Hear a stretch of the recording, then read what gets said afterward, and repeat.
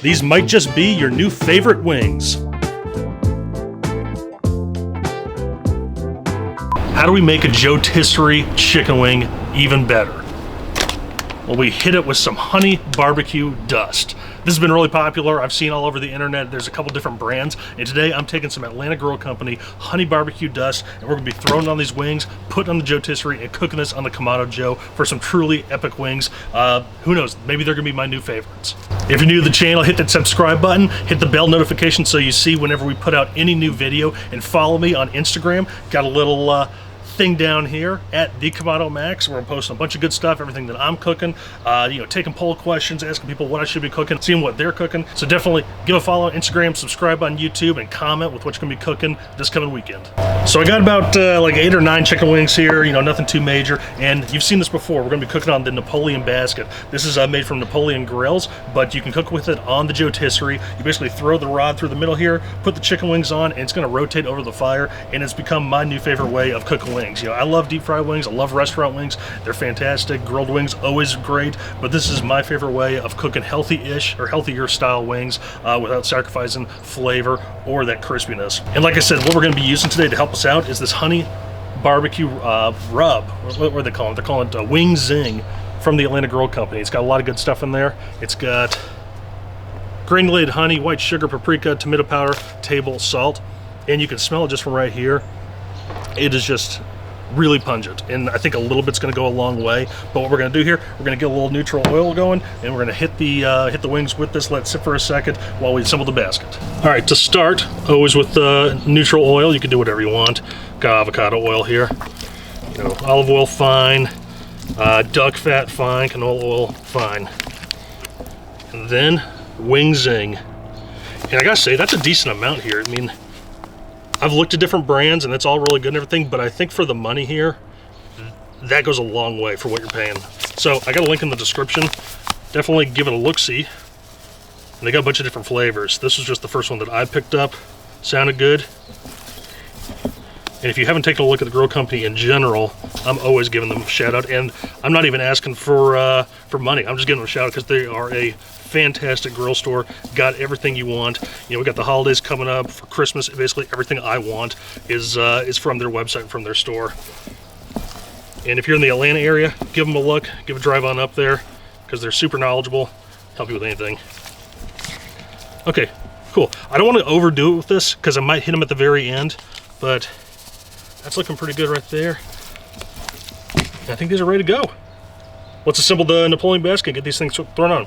All right, like I said here, we're gonna take the rod, put it right down the middle, feed it through the other side, and you always gotta leave a little bit more room on this side, the non-pointy side, because this is where it's gonna hook into the motor. And so if you want it centered, you can't really think about it past here, if that makes sense. So gonna leave a little bit there, tighten this thing down on this side, tighten it on this side,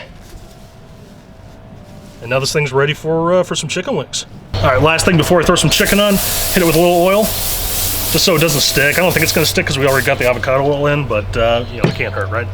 Let's go ahead and get some chicken wings on. All right, toss them in. And I mentioned this in the last chicken wing video I did. The cool thing about this is that it has these little ridges here, and so all the chicken wings, they're not going to fall over in one giant mass. It's going to fall and it's going to kind of rumble back and forth and everything, and separate. And that's going to be one of the reasons that we're able to get crispy skin all over instead of just on one side. So, I'm going to shut it down.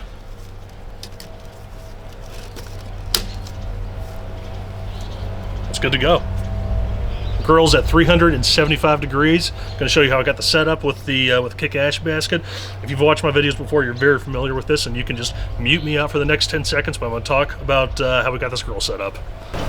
Okay, gonna be cooking around 375 today. Got the kick ash basket with the divider in here. Got some coals that have been going for a little bit. I think it'll probably get us through this cook. You can always throw a couple extra on if you need to, but that's gonna help me get that crispy skin. I don't want to fire underneath the entire thing. It's basically rotisserie style. It's not all around heat. It's really just concentrated on one side.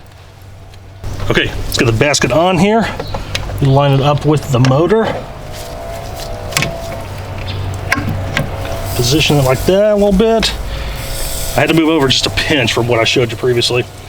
And then one note here, if you have the Classic 2, these things, the tightener bolts, they have to be going in this direction, because if they were to go sideways, it would knock when they start spinning, as you'll see here. So there we go.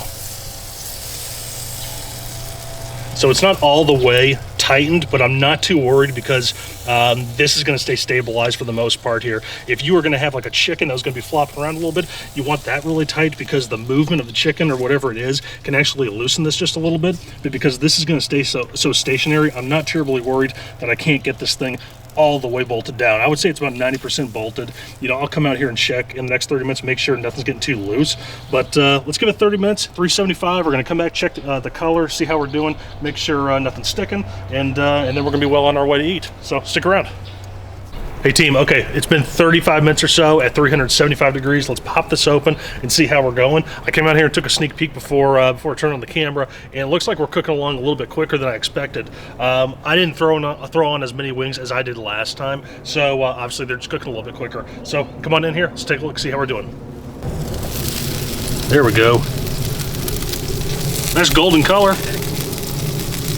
Some of that's coming from that honey barbecue rub, no doubt. You see, none of those wings are sticking, they're all just kind of falling apart. Good even coloring, that's the big thing. I just love that sound. Big wings, big plump wings. So I took a temp test just a second ago. Some of these are reading right around the 165 mark. I like my wings a little bit over 165, plus I want the skin to get a little bit crispier. So, you know, for the sake of the demonstration and for however many wings I have in there, I'm thinking maybe another 15 minutes over this fire. We're going to come back and take a look. At that point, it'll be a 45-minute cook time in total. So stick around. We're going to be right back. Okay, 45 minutes in total, and I think they're done here. So come on in and take a look and see. That's the kind of coloring that I'm always going for. I love that crispy skin. Like I said, I'm trying to recreate a deep fried wing here on the grill. And you can just see they're still really nice and juicy. But they got that color that I'm aiming for, really nice and golden. I'm calling it. Let's get these things off. That's the test, the shake test. I can hear it crackling around in there. Let's get this thing popped open. And obviously with heat-resistant gloves, because you do not want to be touching this after it comes off the fire. These are my favorites. I always give them a shout out, link in the description. But first, I'm probably not going to sauce all these wings, so I'm just going to pull them out and get them in a little bowl here for serving. And this is like the right amount for, you know, easy dinner, appetizers, whatever. I can't wait to try that Wing Zing from the Grill Company. Last wing video I did, I used Cosmos Q. That was great. So I'm excited to see how these turn out. Take a look at that.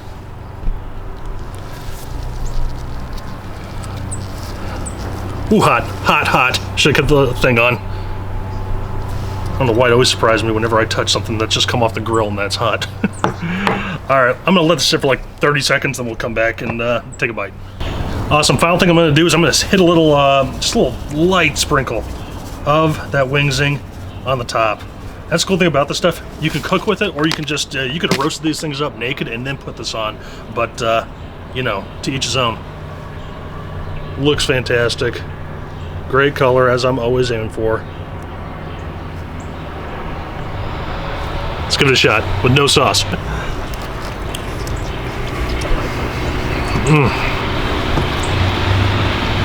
Wow.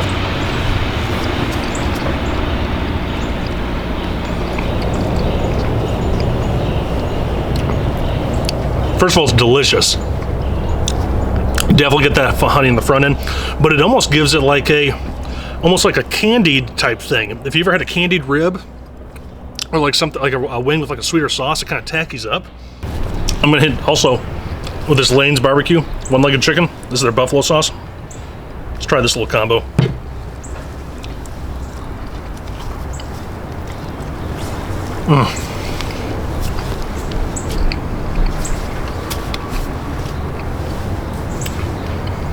You gotta give that a shot.